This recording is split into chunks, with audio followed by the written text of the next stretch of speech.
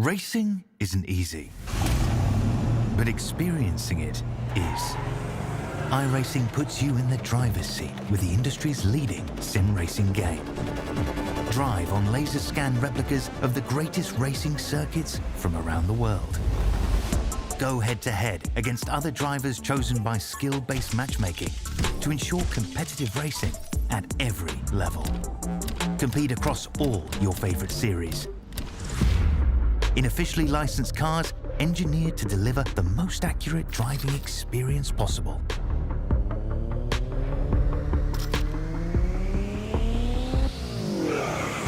Join a race or host your own with players from across the globe. Race against the computer or in a league with friends. Feel the thrill behind the wheel. Visit iRacing.com.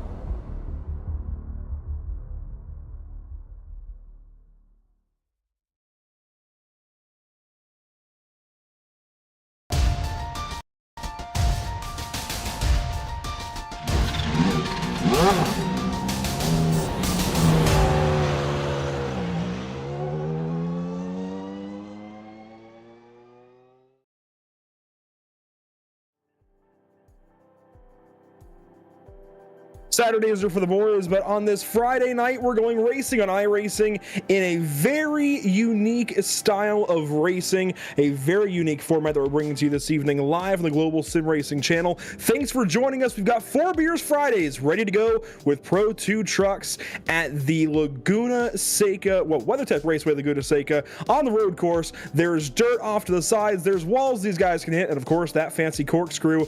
Go ahead and watch live here. We have got the track guide ready to go. Laguna Seca is no easy beast.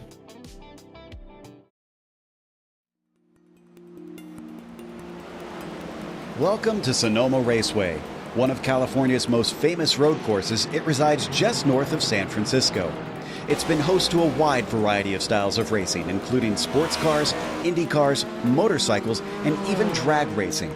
But in recent decades, it's become most well known for holding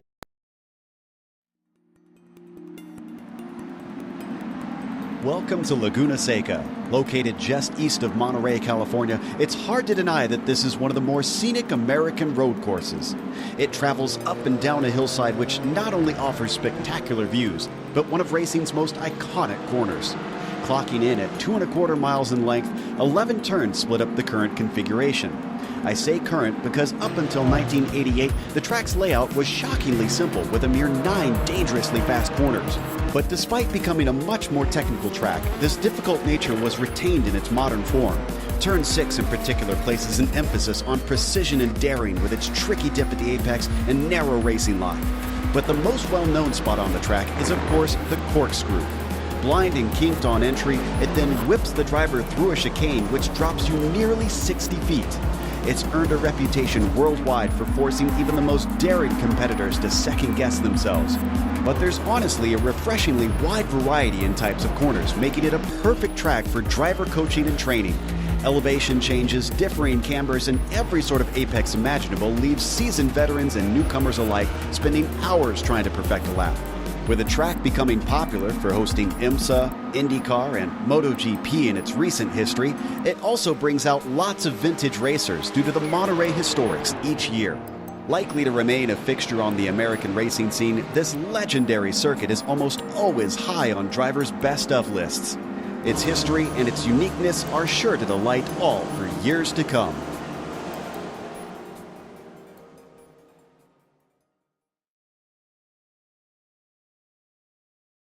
Welcome back to the Global SimRacing Channel. We are live this evening at the virtual WeatherTech Raceway Laguna Seca, and boy, the sun is shining. We've got Pro 2 light trucks on the racetrack. I actually think it's Pro 2 trucks with all the power to the rear axle. This is going to be a lot of fun. This is 4 Drink Fridays, a series that we've had here before at GSRC, and we are ready to go racing at Laguna Seca. Qualifying on track now. Let's take a look at our track map and take everything in, because Aussie, this is not exactly the easiest racetrack to get around as it is, but when you throw trucks around here with the skinny tires and of course off-road tires, don't have a whole lot of actual contact with the track, it's going to be fun.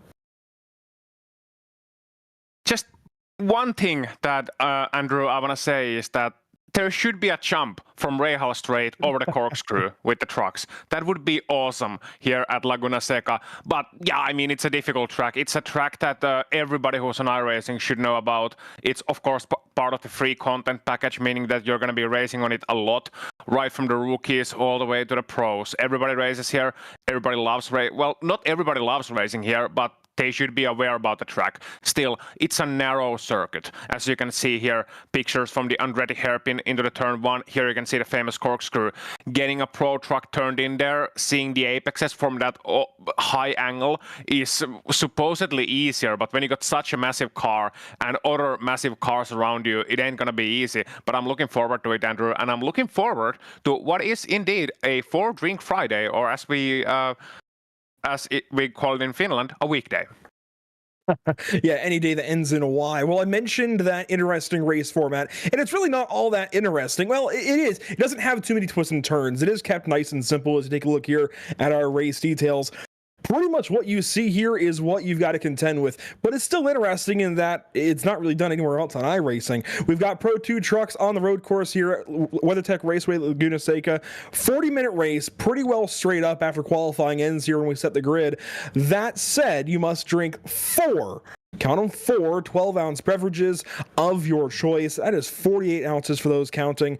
And if you elect not to drink, hey, that's okay. You can opt to take 5 stop and goes, from my understanding.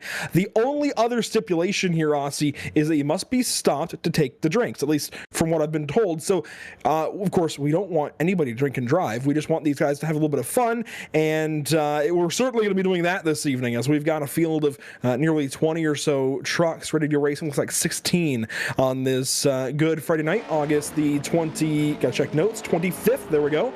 And you see Pro 2s on the road course here at Laguna Seca. This is certainly one hell of a concept, and we're certainly going to see some bent fenders and spilled beverages, I think, over the course of the evening. I mean, hopefully not spilled beverages. I hope they can drift and keep the water in the cup, you know. But it's first thing I was thinking is, what is an ounce as a European? What is an ounce? And when I saw the shortening, which is Oz, I was just thinking that we just pronounced ounce, obviously, because nothing makes sense. And my first thought was, why is the Series Championship not called the Wizard of Oz Trophy? I wish I had a better answer for you, but doing a quick Google search, I guess it's about 1.4 liters, which... What? 48 ounces. The conversion. So these guys, okay, wow. Yeah. So these guys have to consume 1.4 liters thereabouts. Looks like it's 1,420 milliliters. So some quick maths there for you, for anybody wondering, maybe from another part of the world. As qualifying continues on, you see Dale number 3 with the number 4 on it. These guys are a bit confused, and so are we sometimes when you saw a preview there of Sonoma Raceway. But qualifying on the ticker on the left side of your screen, 14 trucks have taken a time so far. And before we go any further, we do have to wish a happy birthday to Mark Rondeau, currently in the 11th position, car number 2, or I guess truck number 2 this evening, with the Gravedigger colors on it. Happy birthday, Mark. Yeah, happy birthday, Mark, and that is a lovely, lovely truck. I've seen the Gravedigger live in Finland. Well, you're doing one better than me. I've never seen the Gravedigger, but I guess we're seeing it this evening, and Mark, I'm sure, is definitely going to get some air in that number 2 truck later on. As I mentioned, a total of 16 trucks signed into the session. 2 have not taken time, those being Dylan Scott and Antonio Rodriguez, but Matthew Hollander, currently the fastest time so far, breaking into the 1:37s, the only driver to do so, as he's got about 6/10 over anybody else in this field. Second place, Cigar DeWans currently. AJ Roper back in the 3rd spot. BJ Fulton, Michael East round out your top 5 in qualifying. Some really close times and a lot of positions yet to be sorted out, as qualifying by the timer still has 5.5 minutes left to go. Taking a look here at the Roper machine truck number 07, that is AJ Roper, currently in the 3rd spot in qualifying. Yeah, and nobody cares about this correction I'm about to make, but 14 fluid ounces is actually 0.41 liters, because I was thinking 1.4 liters 4 times during the race. That's a lot of alcohol. Oh, well, no, so the total is 48 Oh yeah, ounces. total is around 1.6. Yeah. Yes, the total is 48 ounces, and quadrupling that. You know, at first I thought, oh, well, 112 ounce, at least that's what I'd seen in the notes previously. 112 ounce, that's not so bad. Shotgun a beer before you get going this evening. But to do that 4 times over the course of a 40-minute race, I mean, that's not an excessively large window to consume 48 ounces or 4 cans, if you will. That's you definitely got to be committed to the craft, I will say, for these guys. Yeah. Quick story as we were watching the qualifying, and Hollander in the lead with a 137.9. Actually quite quick lap times with these Pro Trucks, and look at them going sideways through the turn number 1. One thing I want to mention is the lock differential here on these cars. These are of course off-road trucks, so they're not meant for road racing. You can see them just going around the corners, tilting a little bit, you know, going at a bit of an angle. There's a lot of body roll in it. It's a lot less reactive than your typical road car would be, but also lock differential for off-road use, which means that in order to get this car even turned into the corners, you kind of have to throw it in there. It doesn't turn in a fashion that a normal road car would turn. And so you have to kind of throw it in there and then accelerate on your way out, as you can see once again. So in terms of like what the tech is, it's in a lot of ways similar to what an old V8 supercar from Australia would be, differential-wise. Otherwise, a lot different, but differential-wise, it is pretty similar. That said, and I'm double checking this, I believe these guys have a handbrake they can use, and yes, they do. And that's going to help them big time for certain slower corners. But you also really don't want to burn those rear tires off too early in this race, if at all. You really don't. If you can minimize tire spin, that's going to be ideal. And there is definitely, while this is For Drink Friday, there's a craft to what these guys are doing. It's not the easiest thing in the world to be quick in one of these trucks on a road course like this, but you certainly can sling it around and have some fun while doing it, even if you aren't the quickest out there, as Ben Schout goes across the start-finish line and goes P5 in qualifying, picking up a little bit in that bluey number 42. There's a look at the number 7 truck, and that is Joseph Parsons, one of the drivers that I think had taken a little while to set a time, now 15th quick in that number 7, driving through some of the dirt. But again, there is 100% a bit of finesse that goes into this, certainly an art that it's going to take to go fast and actually win this event, especially if you're one of these guys that it isn't partaking in the beverage consumption, has to overcome 5 stop and goes. That's a lot of time. And that is some improvised driving lines of Laguna Seca. You can see it on the front. Is that a Gravedigger truck? Yeah, it is. It is. That's number 2, Mark Rondeau. Birthday, I think, yesterday. Certainly probably celebrating. You might have been celebrating yesterday and still feeling that celebration today. Well, I mean, I wouldn't get into a pro truck first thing if I was suffering the after effects. Well, morning after the night before, as they call it. The last thing I would want to be in is a loud race car. Actually, there's some quick story I just want to get out of my head, is that after we were done with one of the Finnish SimRacing Championship finals here in Finland, and we did it in Jyväskylä, which is the home of the Rally Finland, and it was on the Rally Finland weekend there, so it was part of the whole show.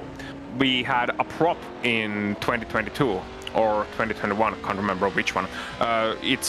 There was an Audi Sport Quattro, a replica, but a one-to-one replica. So made from genuine Audi parts, a Group B rally car, essentially, as a prop in our during the broadcast, because they wanted to keep it there because we had a lot of storage space. So they kept it there over the weekend. We used it as a prop on the broadcast. We showed it live, blah, blah, blah. It was there for us to enjoy, and it was awesome. Anyway, 8:30 on the Sunday morning, as we were getting ready to leave, and obviously people had, after the broadcast and the finals, blah, blah, blah, people had taken in the sides at Jyväskylä in a Finnish fashion. So I wasn't feeling too hot that next morning. I was there disassembling everything, dreading the day to come already, feeling a little bit weak, and then a guy comes in who owns the rally car and just starts a Group B rally car indoors. About 3 meters from my head. I do think there's a reason that just about every racetrack in the world, the overwhelming majority anyway, is outdoors. There are certainly some indoor tracks. I mean, the Chili Bowl comes to mind at the Tulsa Expo Center, but I do think there's a reason that racetracks are usually out in the elements. Reverberations, that comes to mind as one of the top reasons. Also, I don't think it's healthy to inhale all of those fumes from the engines. But well, that's at least, yeah, there you go. At least taking some precautions. I like that. I will say there are two Gravedigger trucks after further review. Michael East is in the other one in car 16, currently third quick in qualifying, as a couple of extra drivers have joined us at the back end of this qualifying session, bringing our total to 18 as we get set to go racing this evening. The qualifying time ticking over into extra time to facilitate a few extra laps being fulfilled here. And a couple of drivers are parked on a couple of walls. Everybody is having some fun as you take a look at the Jurassic Park number 423 come across the start-finish line. That is BJ Fulton, sixth quick so far, and one of the only 6 drivers that are inside of a 140, and that is still, as you mentioned earlier, a pretty quick lap time here. That is no slow lap time. No, not at all. Very respectable out of these guys, and very respectable to see that they're doing such good times here at Laguna Seca and improvising with their lines once again. That shout in the 42 truck, nice and sideways. May not be the fastest way, but I mean, who wouldn't want to do a little bit of, you know, I suppose you could call it hoonigan driving, and just paying a bit of tribute perhaps to the late great Ken Block as well with the driving style here and doing this sort of thing. But when you can take it to the gravel, when you can take it to the sand at Laguna Seca, you got a big truck underneath you. Why not? Why not explore in a fashion that you normally don't get to explore these tracks in? And if I may make a suggestion to these guys, I'm sure they've already done it, but a suggestion anyway. Pro 2 trucks at Bathurst, and the jump is mandatory. Well, no jump here, at least, I guess there's a few if you get really creative. The corkscrew comes to mind if you can just hit the perfect line through there, but with qualifying coming to an end, I do want to correct myself. It's Michael Ost in the number 16 truck.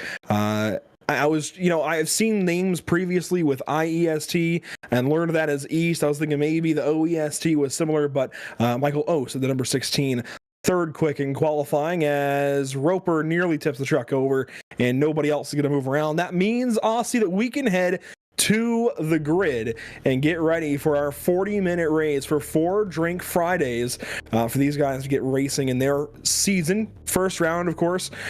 Points on the line, I'd imagine. Hopefully these guys are scoring this. This is the kind of thing that needs to be scored. But anyways, Matthew Hollander on pole, fastest in qualifying by nearly 6/10, right about there anyways, over Cigar Dewan. That leaves Michael Ost in the third spot. AJ Roper fourth. Your third row is Ben Shout and BJ Fulton. All of those 6 drivers leading the grid in the 139s or faster. Really quick lap times and a few tenths ahead of guys like Jeffrey Schuleman there in the 7th spot. Nick Ballsbaugh there in the 8th position. And to round out your top 10, Kip Mitchell and John Momeyer.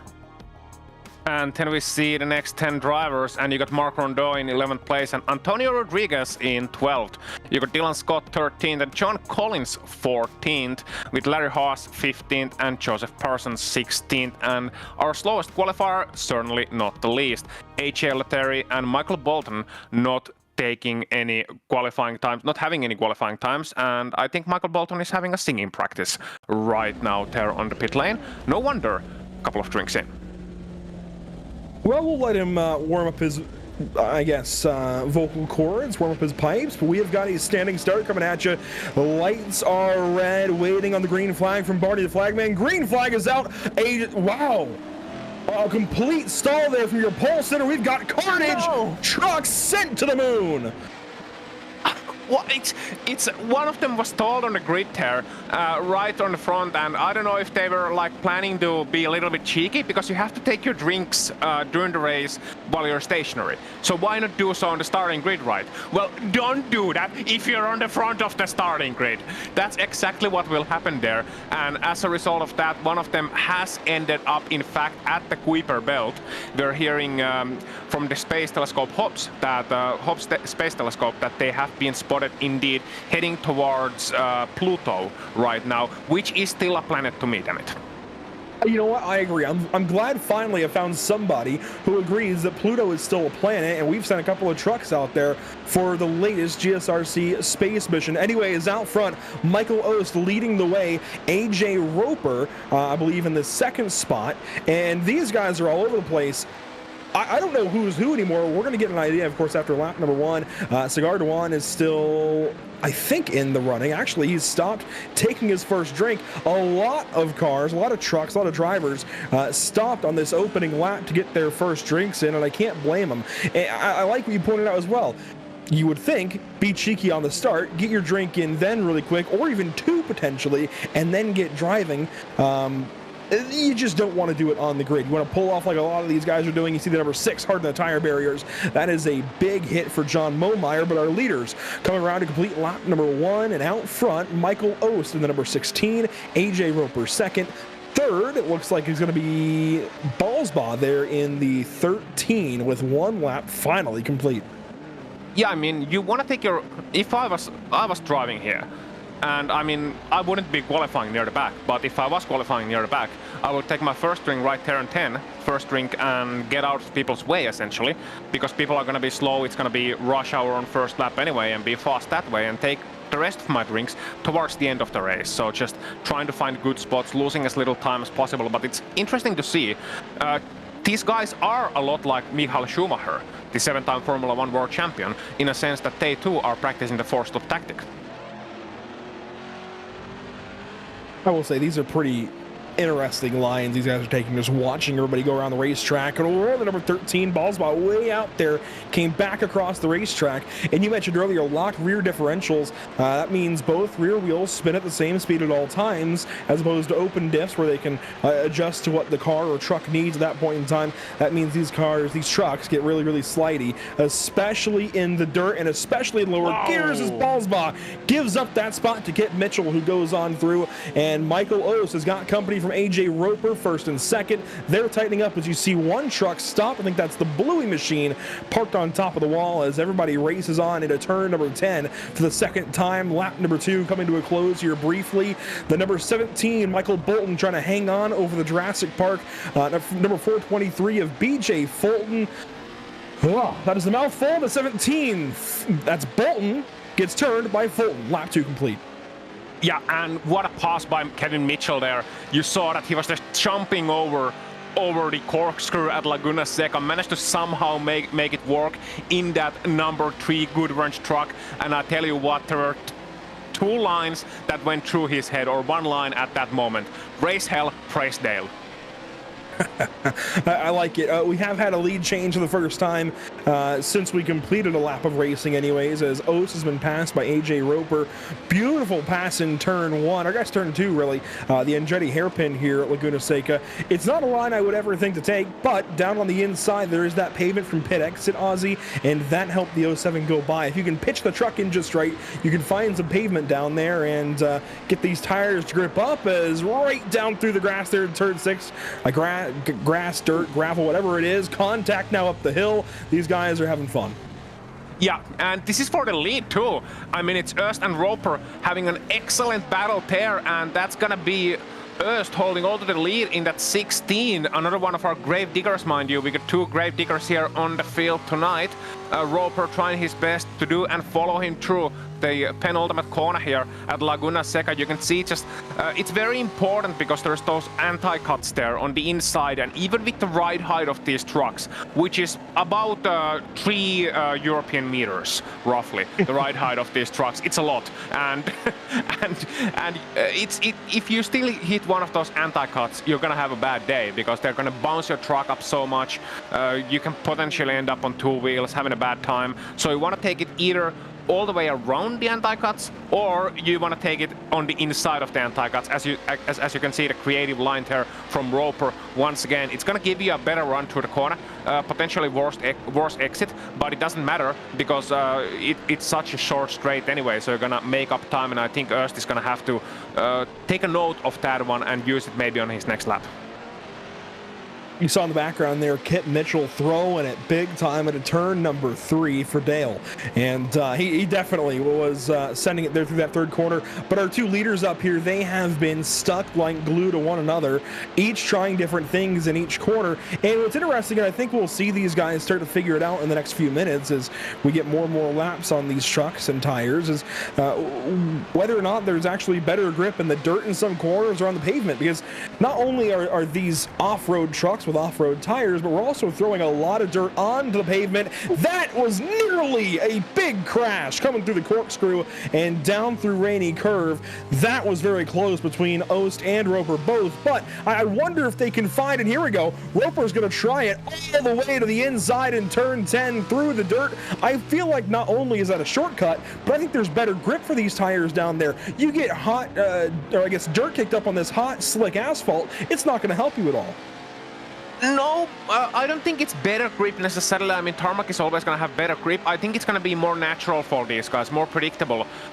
Because on tarmac, these cars may suffer from too much grip, and you can't necessarily get it turned in all nice. So once you figure out the proper slip angle, and that's what it's all about when you're racing with a lock differential, you always have to have a little bit of slip angle in order to make it turn. So you turn it with your right foot, and once you get it turned in, you can see it here, lean into the corner, nice line there from Mitchell, and just getting a little bit messy on the exit there, but doing a good job of trying to figure out, okay, where am I going to be in these corners? What's the optimal line here? Using all of the racetrack and all of the real estate next to the racetrack as well. So I'm curious here now as they come to corkscrew, what will Öst do here? Because he has seen Roper come a couple of times pretty fast through the Rainy Curve and through the corkscrew itself, and cutting it all nice and tidy. Now, will he use that line, or is he gonna take a more conservative approach? He's also got Mitchell for company. Yeah, and watching Mitchell pull up on Ost here, I feel like you definitely want to be on the pavement for as much acceleration as possible. As oh, that was sideways in the Gravedigger machine, and up the inside goes Kip Mitchell. That's good for second.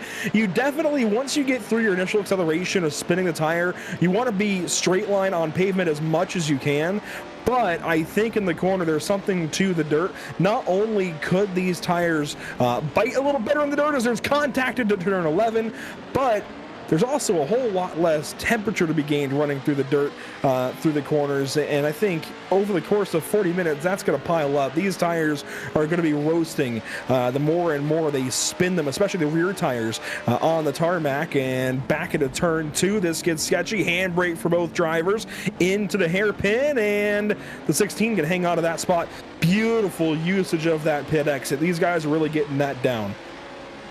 Yeah, and I think that was Roper there on the background that had stopped on the side of the track. Perhaps you're right.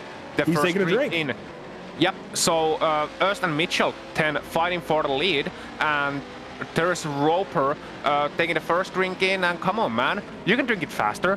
It's about 14 ounces. You can drink that in less than 10 seconds. Come on, man. You need to work on those pit stops. Need to work on the pit stops, crew. Joseph Parsons just spun across the nose of Kip Mitchell and brought Mitchell with him. And this is interesting. Mitchell had a mistake, got into somebody. Now he stopped here. He just took his drink real quick. I don't know if he had a shotgun lined up or what, but he just went ahead and downed it, I'm sure, based on the fact that he was parked there for a little bit longer. That's how you want to do it, I think. You want to combine it into those little stoppages that already happen, because otherwise you're going to have to come to a stop on your own later. May as well, I guess, work with a combo in some regard, as that is trucks up in the air, barrel rolling and driving away. What a recovery. What? I mean, that reminded me of Colin McRae back in the day at X Games, just rolling it on the last jump. And everybody was watching in awe as the 1995 World Rally Champion did a roll and still finished like 2 seconds off the win or something like that. Well, Michael Bolton there doing a roll as well and showing the rigidity and the just the tough nature of these trucks. But yeah, regarding drinks, I mean, it isn't specified that it has to be a fizzy drink.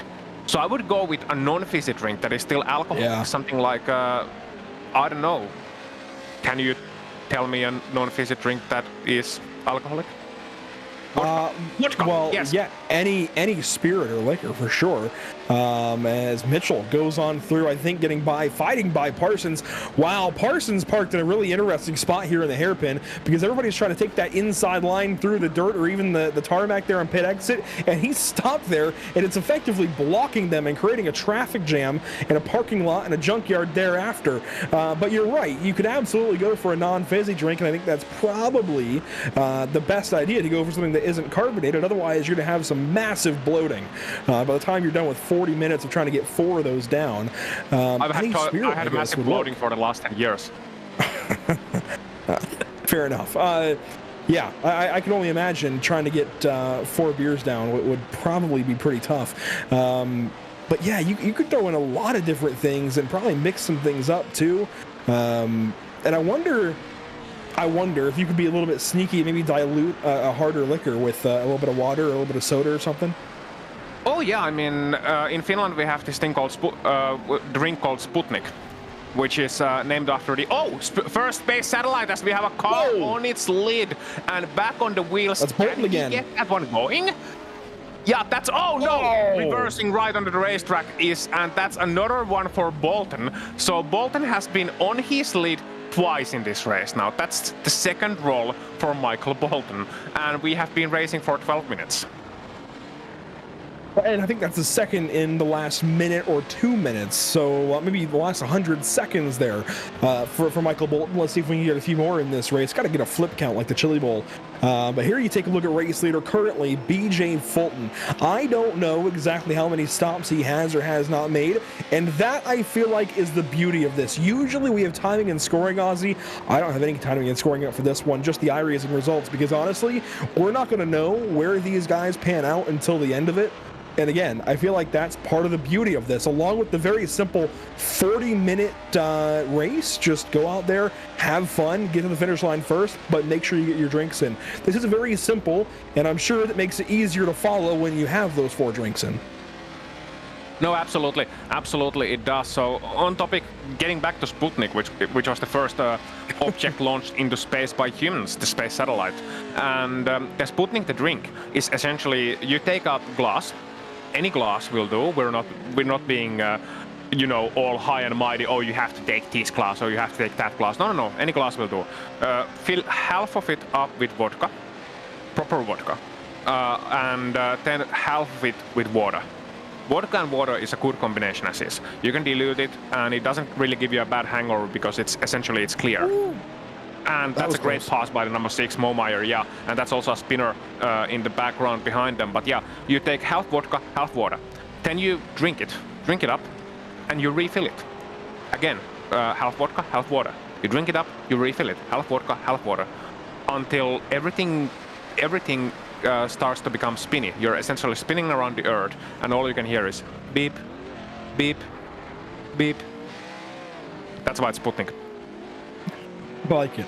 I do think that could be one way to do it. Maybe a lighter ABV content would help these guys in this kind of event. And I love the comment out on YouTube from Gamers Holy Army of maybe taking the Dallara IR01 around Indianapolis for these guys. That would be unexciting, a scary but unexciting 4-drink Friday combo, that's for sure. And I've noticed these guys have damage healing enabled, which helps these guys get through this race, of course, and helps Michael Bolton do 2 barrel rolls and keep on going without any issue. I love that. That just adds, I think, to the dynamic of this kind of event. And you can hit the wall, you can hit another car, and just keep on going. I really do enjoy that. Just take a look here at a battle between car number 13 in Ballsba, I believe, and the 42 in Shout. This then is for 6th position through turn 3, and we're nearing halfway. If these guys don't have to pit for fuel, I can only imagine how burnt up these rear tires are going to be here soon. Yeah, and I mean, we got Gravedigger trucks, we got a Jackass truck, we got Laguna Seca, and we got Monster Truck reference, we got Jackass references. All we're missing is pro wrestling, like late Attitude Era, early on Ruthless Aggression Era, but Attitude Era was better. We need a Stone Cold Steve Austin truck, and then we'd be fully on into that late 90s, early 2000s aesthetic atmosphere. As the tail gets Yeah, that's Mitchell getting That's pushed second around. and third. Hollander made contact with him. Yeah, and I guess he's stopping to take his drink, because why not? It probably spilled already. Yeah, may as well, especially if you do a barrel roll, and if you have a motion rig, you better not have your drink in a cup holder or anything like that. Better have it off to the side or something. Like, I can only imagine you'd end up covered, and that might get expensive quickly.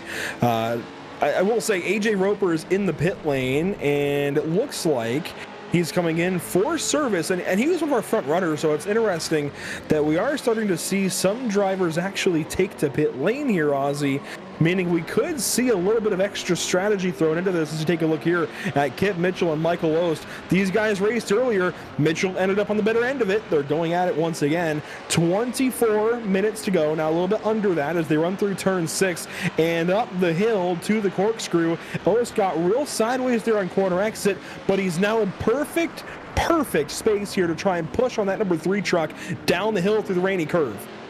Yeah, the problem is you don't want to intimidate the intimidator there, and you're gonna see, wow, what a line there from Mitchell, just taking it fully sideways there, coming into the penultimate corner, and behind him, Öst is trying his best to follow through, but you can see there, different lines. Öst think it's faster to stick to the racetrack there in the penultimate corner, such a fast corner, and Mitchell parks it quite nicely.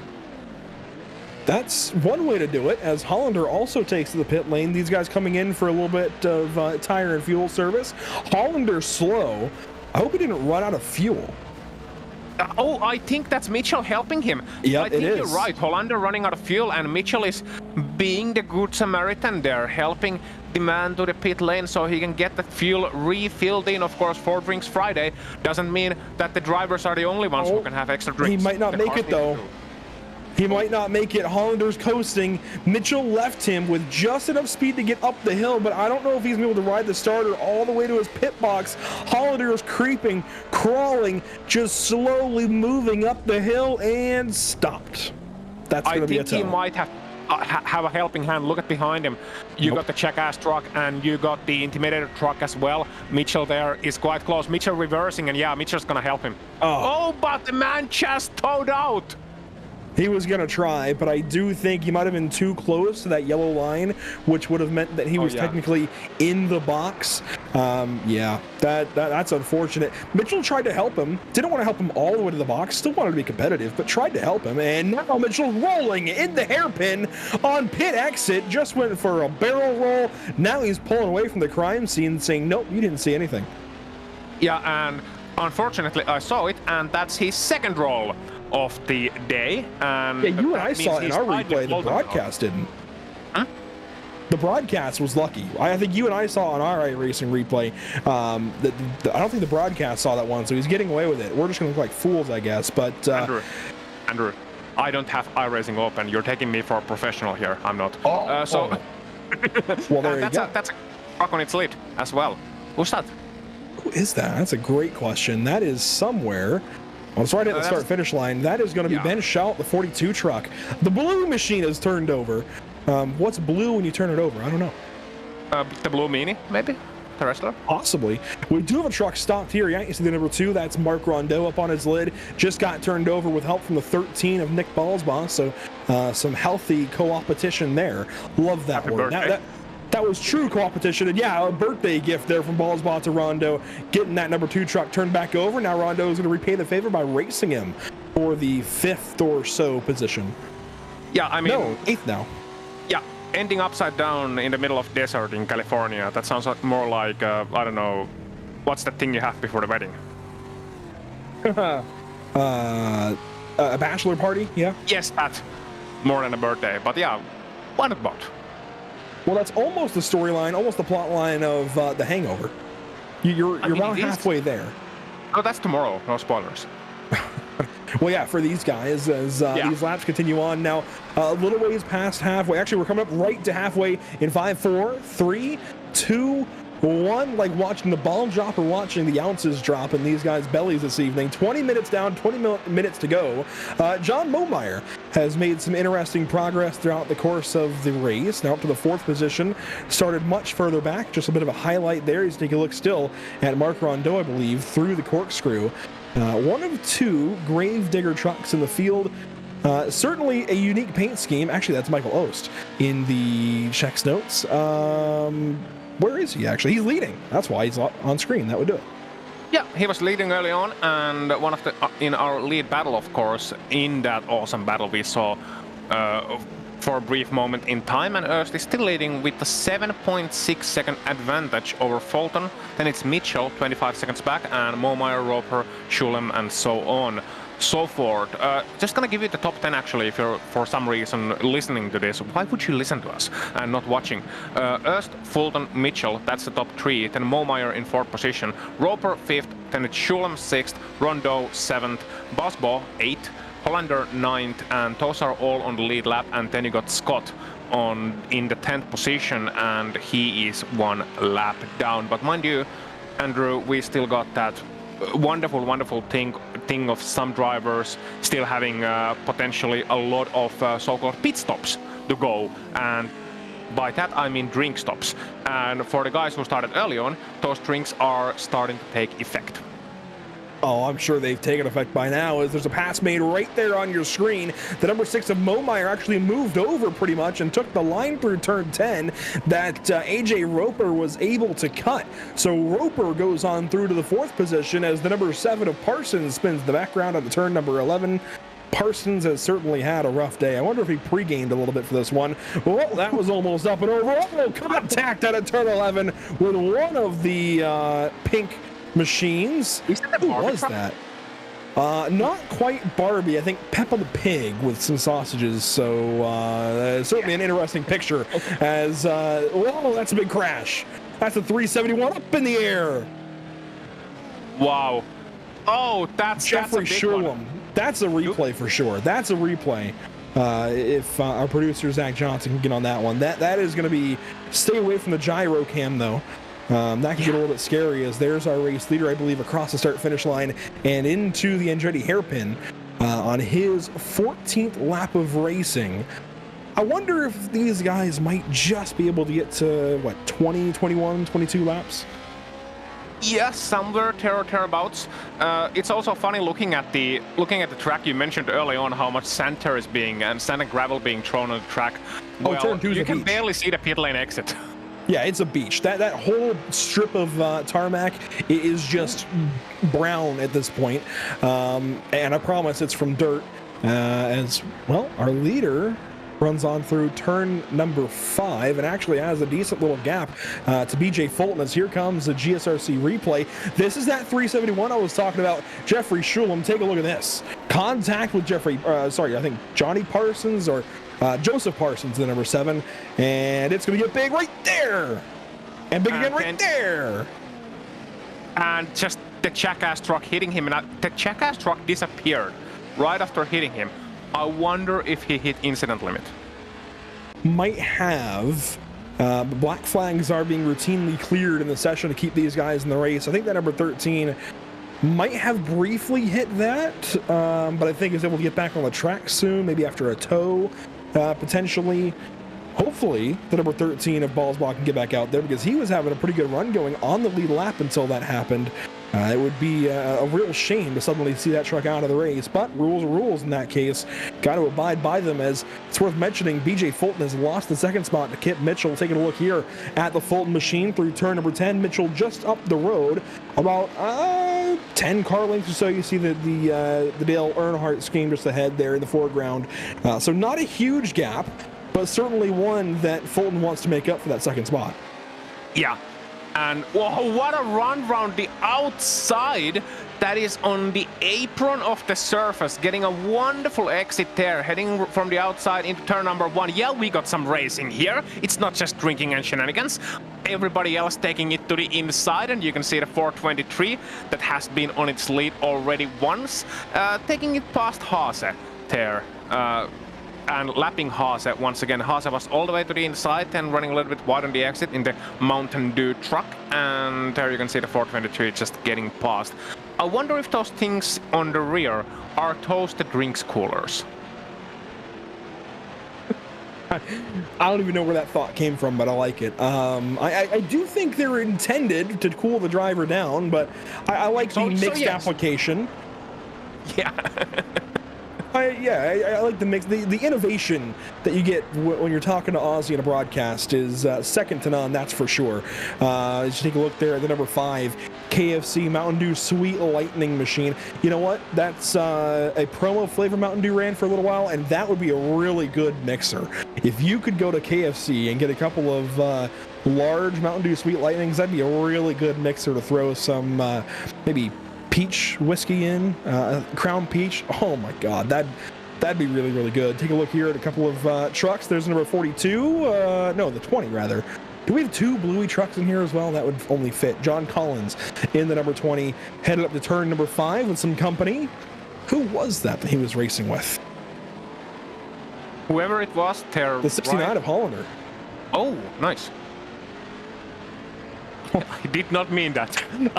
I just realized I did not mean that. That was not a meme reference. It is now. I should have just shut up. The 69 there, 10 heading up the track in that very patriotic USA truck towards the corkscrew and taking the inside low. Whoa! That is a flyer and a half. I love those shots, man. I guess there is a jump. Yeah, there is now.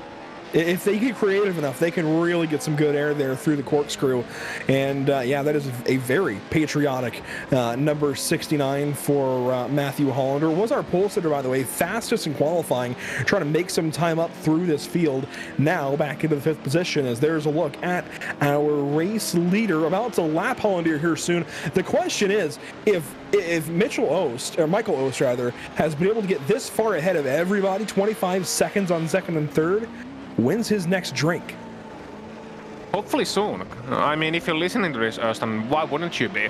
It's an excellent thing to do. You have radio on this truck, surely, so just tune that radio all the way to GSRC. What would our FM be? I don't know, 101.9, and 10 GSRC 101.9, and 10 just, listen in and get your pit stop in right now. Get 2. Why not? You're so far ahead. Come on, man. It's 20 seconds. Give us some entertainment. Give us a lead battle. Well, he is coming up on the other Gravedigger machine of Mark Rondeau to put Mark 1 lap down. Mark has just hung on the lead lap until this point, and you can see the gap is closing now for Rondeau to go 1 lap behind the race leader. And it's interesting, these are 2 Gravedigger paint schemes, but they're both slightly different as, they try to tandem draft into turn 5, and Ost is going to send Mark Rondeau into the corner. That's turn 5. Rondeau back on power, trying to stay ahead and stay on this lead lap. 12 minutes to go. Can he just hang on? Yeah, we'll have to wait and see about that one, but you can see 2 different generations of the Gravedigger, which is by now an institution of the monster truck madness and the monster truck schedule, and both of them, well, that's not intended. I don't perhaps think Rondo liked that from Ost. I don't know if that was friendly kind of contact or what that was, but that was definitely pulling over in front of the race leader to slow him down. And you know what? Have you ever been in a slam to pass race on iRacing and hosted sessions? That's almost what that looked like, trying to attack the leader, get the leader to have some kind of problem and close the race up. Maybe that's what that was from Mark Rondeau as Kip Mitchell and BJ Fulton close in second. That is your race lead battle on screen now. BJ Fulton pulls right up to Michael Ost for the race lead. It absolutely does, and I love when you get excited. You sound like a short track announcer. It's that's great. The goal. Yeah, and that is awesome. Fits this to a T. So I think Östa's listening to us and having that drink stop right now and giving us a lead battle, and that's exactly what we got. Mitchell, Öst, and Fulton in the top 3 right now. So you got a Gravedigger truck, you got one of those frankly boring white and red paint schemes, and then you got that lime green truck behind them as well. And it is a great sight to see these guys racing. I take that back. The lead truck of Mitchell, that actually looks, that's not the Mitchell lead truck. No, it's not. It's one of the lap trucks. Contact. Yeah, that Motul 371 is Jeffrey Schulm that we saw go to the moon a little while ago on the front stretch. Meanwhile, side by side, second spot. I mistakenly called this the race lead a few moments ago. It's actually for second, and now BJ Fulton has to deal with dropping into third. He's not going to like that. Tries to power around the outside and is going to bring it now maybe to the inside. No, not quite there. Do we see a bump and run in turn 5? Not quite. And the interesting thing, maybe the strategic move from the 16 of Michael Ost, did he wait so long to take one of his final drinks to go ahead and get that in for the requirement and only feel the effects once he comes to talk to us after winning the race, potentially? I mean, yeah, that's the perfect time. When you're live on air, you start to get drunk. That is perfect time. Well, contact there with the Motul 371 of Shulam, and yeah, some interesting content being made here this evening, as that is BJ Fulton out of control over the jump at the corkscrew. Yeah, I think we need to change the name of that for this evening. It's no longer the corkscrew, it's the cork jump, maybe? Does that work? I mean, yeah, sort of. Can somebody do a corkscrew at the corkscrew? I think that's called a rodeo. Oh, no, it's actually a cork when you go the other way, yeah. Well, you know, it would be very fitting if these guys were drinking wine this evening. It would fit. We're in wine country just about. Yeah, I mean, California wine, I don't know. I mean, our it's not for me, but I hear it's good. Our director is from wine country too, South Africa. So just saying, there's some excellent wine in South Africa as well. I think I prefer South African. So my favorite type of wine is absolutely Riesling from Germany. If you haven't had Riesling, I don't know what you've been doing. It's excellent for summer days. It's so refreshing, goes great with fish, goes great with chicken, goes great with vegetables, if somebody's here actually eating vegetables, and it's just awesome. Next up on GSRC, wine tasting with Ozzy. That'd be a great program, actually. Oh, and there's a bit of contact as a grave digger digs another grave. And that was Dylan Scott he was digging for, putting the shovel in the dirt and throwing it back. Scott now takes the cut through there at turn number 6 and closes in a bunch on Michael Ost, maybe wanting to give some payback. But Scott is now the first car one lap down, hanging on to the 8th position just barely as they sling it. They yeet it, if you will, through the corkscrew. That was close to the tire barriers on the right side. This is just fun. They could come back with this combo every week, and this would be quality racing every single time. These guys are really getting the hang of things now, and here comes Dylan Scott. Solid job, if you will, into turn number 11. Now he's trying to race for all the time he's got, and appropriately gets sent as the leader. Kip Mitchell stops in turn number 11, gives up the race lead to take another drink.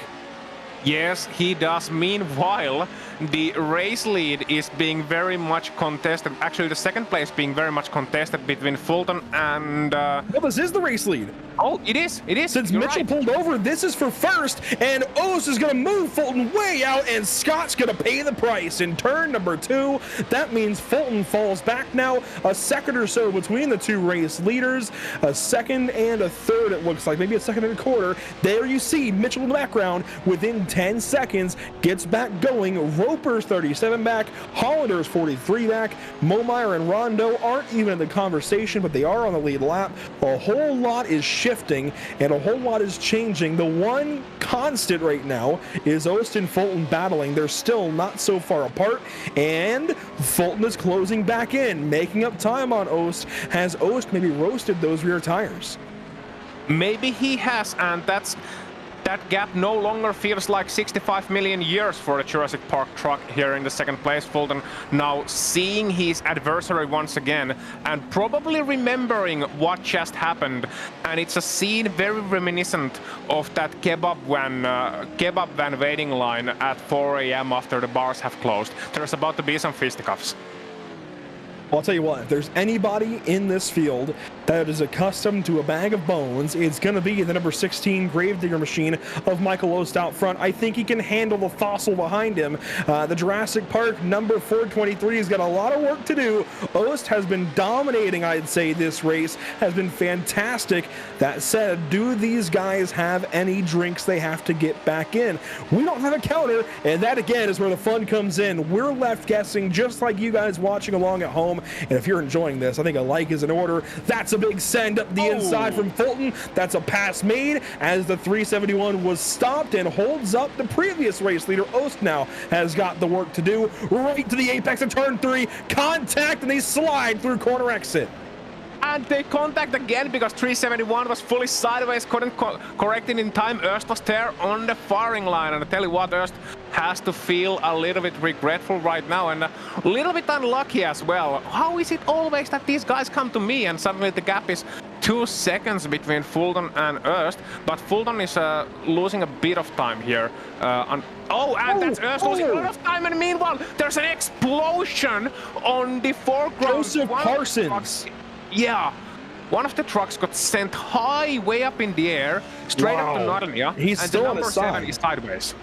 Yeah, Parsons still on his side. That was a big hit for him. A big crash in general. And now Fulton is going to have a huge lead, at least compared to what it was. 4 or 5 seconds or so over Otis as they try to regroup with just 4 minutes to go. If these guys don't have any more drink breaks they have to get in, this could be it. That could have been the fatal blow potentially to Ost, but time will tell. Still 4 minutes to go. That's going to be, 3 laps here at Laguna Seca with these guys. There is still a lot of racing left and a lot of calamity to ensue. Absolutely is, and I'm looking forward to the last 4 minutes here, man. It's been great so far, and anything can still happen. That's the crazy nature of it. Anything can still happen, as you can see the Peppa the big pink truck behind. Oh, you saw something. Yeah, it was the Peppa the Pig truck up the inside of BJ Fulton, and that got close into turn number 2 there, the hairpin. Fulton intentionally took the racetrack there for once, which slowed him down and brought Ost a second closer. So these guys are just inching closer and closer now. Fulton gets by that 15 truck that was Antonio Rodriguez that was playing spoiler a little bit, and Rodriguez now loose out of turn 4. That may impact Ost a little bit, who now exits the corner and is going to head up to him. Contact is made between these two. Rodriguez trying to help the race leader now of Fulton. Yeah, and that means the Peppa the Pig truck is about to perhaps become Peppa the Pig puzzle, which is of course a package of mincemeat. Or bacon or sausage or pork chops or anything like that to suit your fancy and go nicely with a beer right now for these guys, I'm sure, as Rodriguez is not done. He's certainly not that far behind the 16 truck. We're going to come around, I think, to 2 to go this time, so long as these guys make good time. And oh man, Ost is being hounded now. I think he's burnt those tires up, but he's not losing much to Fulton. I think he's still got a little bit more of the tank, a little bit more speed as Fulton takes it carefully around the last few corners of this lap. And now he's going to pit. Yeah. So Fulton coming into the pit lane in the Jurassic Park truck. I wonder if that's fuel or if he's substituting one of his drink stops for a pit stop. I think that has to be fuel. I think it's fuel because he was really gingerly taking those last few corners like he really needed to just coast back to the start-finish line, to the pit lane anyways, as Ost takes the race lead. A lot changing once again. Where's Mitchell now? How far back is he as Fulton exits the pit lane now and goes straight on the racetrack, counting on a black flag to be cleared here. There's a look at Mitchell. He's in turn 11. He's a non-factor currently unless these guys get in a crash. And, I mean, given the circumstances so far, that's a pretty highly likely scenario, and it happens. Ost gets hit by Joseph Parsons in turn 4, sent him sideways. It wasn't a full crash, but he's not out of the woods just yet. No, he is not. Can there be woods in California here at Laguna Seca? Sure there can, and I'm sure Erst has found them as well. The old song by Pet Shop Boys, an excellent song by the way, says go west. I think a lot of his fans are now saying no, go Erst. And he is hoping that he can make those fans happy. 7.5 second lead. There's 1 minute left on the clock. That means I think one more lap after this one, surely. And no, don't call me Shirley. And just taking the nice line through the corkscrew there. And another one of the gravediggers, I believe that would be the 16 sideways. No, that was Rondeau, Mark Rondeau. The 16's leading. Michael Rose is going to come around to take the white flag in a moment. And this is big for him because he's got a huge lead still. 6 seconds, Ozzy. That said, we've seen everything happen so far. Do you think BJ Fulton can run him down? Not unless something drastic happens, which it might, but not unless something drastic happens or he still has a drink stop remaining or something along those lines. I mean, naturally, 3.5 seconds is such a big lead that you don't lose it under normal circumstances. How's the traffic looking ahead? Can we go to the traffic report with Andrew Cardinale? Well, I can tell you there was a truck in turn 5 currently. So Ost is currently in turn 3. Turn 5 is the next traffic. That's AJ Roper, who's got some decent speed. Ahead of that is Nick Ballsbaugh, who's also pretty quick this evening. Then Matthew Hollander, who was the pole sitter. So right now, it's not looking all that promising for BJ Fulton, but anything can still happen. Keep an eye. Don't get too far. There's the race leader. Don't get too far here from the 16 in case something happens. Remember, he could make a mistake of his own. He could get too far sideways. He could take the jump wrong here at the corkscrew.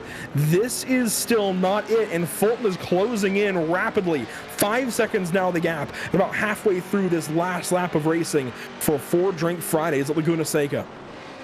Yeah, so coming through the corkscrew here, potentially for the final time. Well, it is for the final time, is Öst, and taking a nice line there, not quite jumping there, but still cutting it short.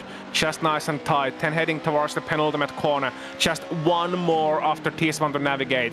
Taking it left through the hairpin and taking from here. Andrew, bring him home. An excellent job by Michael Ost to outlast all the drinkers and all the crashers this evening. Checkered flag waves for the better of the two gravediggers. Michael Ost is going to win round 1 in 4 Drink Fridays this season. That is a big-time dub for him, and a job well done, certainly, for all gravediggers across the globe as he digs a grave for that fossil behind him. BJ Fulton's second spot. Kent Mitchell will go third. What a season opener that was. I just realized, instead of Stone Cold truck, we should have an Undertaker truck to challenge the gravedigger. Yes, especially if we have a night race with some fog, that would only set the tone as Mitchell comes across the start-finish line now to officially take 3rd place. A few others will come across here shortly. Matthew Hollander will be the next lead lap truck to finish as he's in turn number 10 now. You take a look there at Mitchell cooling down. Here's Hollander, started on pole this evening, Ozzy, not going to finish there, but all things considered, with 17 wacky trucks out here that did everything they could to excite us in all the best and wrong ways. Hollander finishing 4th, still not a bad thing as he comes across sputtering, trying to make it on fuel. Yeah, and making it on fuel just about over the finish line. There is the line, and here he is just going side to side, trying to egg those last splashes of fuel into the truck and just making it ahead of the 07, who is in turn probably showing us the biggest flip of the day, and that just about looks like the bigger final at the Olympics on snowboarding. That looked like the start of the race as everything wraps up. Yeah, that was some big air for AJ Roper. With checkered flag now in the air, first round of racing is done for these guys. We're going to step to a quick break here at the Global SimRacing Channel. Thanks for watching so far. Stick around. Driver interviews and results coming up next.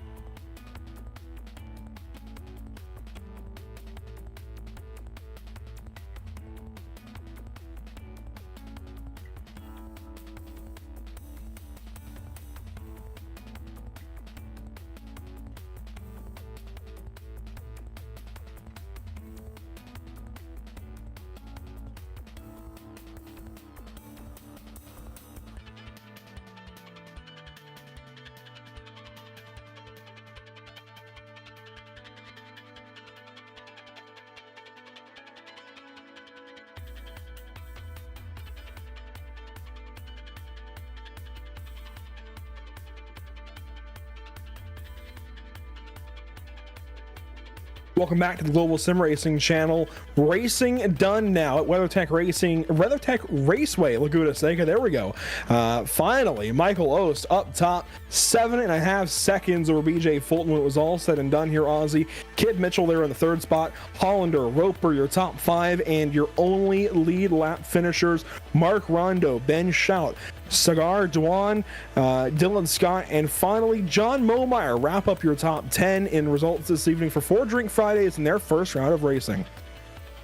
Yeah, and you can see Bausbaugh and Schulem finishing 11th and 12th. Then it's Larry Haas at 13th, Antonio Rodriguez 14th, John Collins, Joseph Parsons, Michael Bolton, and H.L. Latteria. And I don't think Latteria started this race, so it was 17 drivers coming across the finish line. What a season opener here, Andrew. And I do believe we have some company as well for what we shall dub as the after party. Yeah, certainly after party for these guys and a big time celebration for our race winner. Michael, that was no easy race though, especially of course you have to get those 4 drink breaks in. What was it like behind the wheel? How did you make sure you came home first? ESRC! How are you guys doing, man? No, it was a fun friggin' race. Nobody's your friend, but they're all your best friends. It was nothing but fun. I tell you, you get people like Rondo that just put their big old ass right in front of you. You just can't even get by him. So I just parked it and drank. It makes it's a different kind of strategy, and everybody, it's just fun. I mean, like Matt Hollander puts down a wicked qualifying lap and then he parks it at the start. But I've raced with Hollander before. I knew he was going to do that. So I thank God I was on the second row and I could just go around him, because I'm sure at the start you guys saw like a big just cluster. An explosion of machinery certainly happened on the grid, but hey, that helped you out. And of course, you mentioned taking those kind of moments where you get set behind a little bit, get turned around, get crashed, and turning that into one of your drink breaks. How important is it to be ready with a cold one next to you? Oh, absolutely. You just have to have them set right beside you. I used to do this with VR, and I realized drinking in VR doesn't work. And then all of a sudden, it's really hard to find your drink when you have VR. So these days I have a monitor. It seems like to be the advantage, but yeah, you really have to have it planned out. If somebody spins you, somebody's blocking you, you got to be ready to sit down and take your drink, that way you can get ready for the next stunt. Well, before we get you out of here this evening, first of all, congratulations, but also, what was your drink of choice this evening? Was it cold ones? Was it maybe some spirits, some liquor? What was your choice this evening for at least the first round? The Captain. Morgan and Coke. Okay. Morgan and Coke. That's respectable. That's really, really respectable. Nice, good, strong liquor drink, to keep you moving. Yeah, it's great. These guys are great. I want to thank GSRC for putting this on again.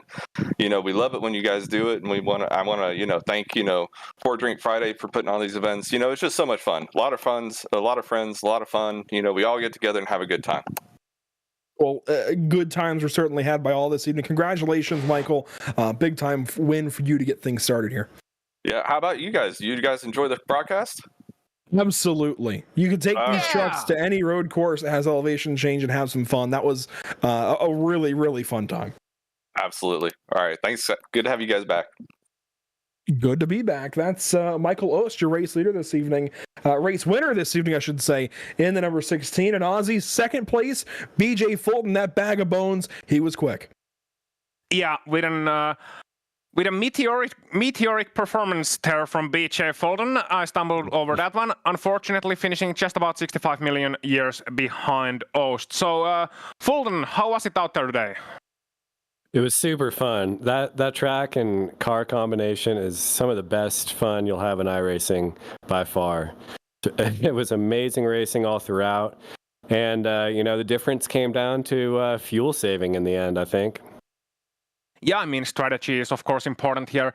A lot of drivers had to take 2 stops, and then we saw Öst, who didn't have to take 2 stops, really fuel saving towards. So was it something you knew beforehand, or were you concerned about other strategies? It was something I knew before. I did know that fuel was going to be an issue tonight, but I just, when you get 2-3 drinks in you, it's really hard to fuel save, not going to lie. Yeah, it is, and I mean, you run the risk of getting stuck in the bathroom as well, especially with that truck. Exactly. And that's what happened. I had to stop with like 2 laps left.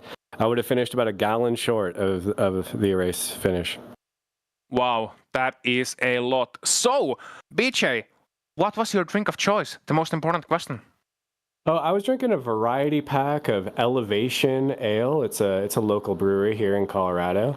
It's quite delicious. I had some Pilsners, I had some Kolsch's, even an IPA. Yeah, it's good. So you're from Colorado. One more question I have to ask you. Gabriel Landeskog or Mikko Rantanen? I have no idea what you're talking about. Ice hockey. Avalanche.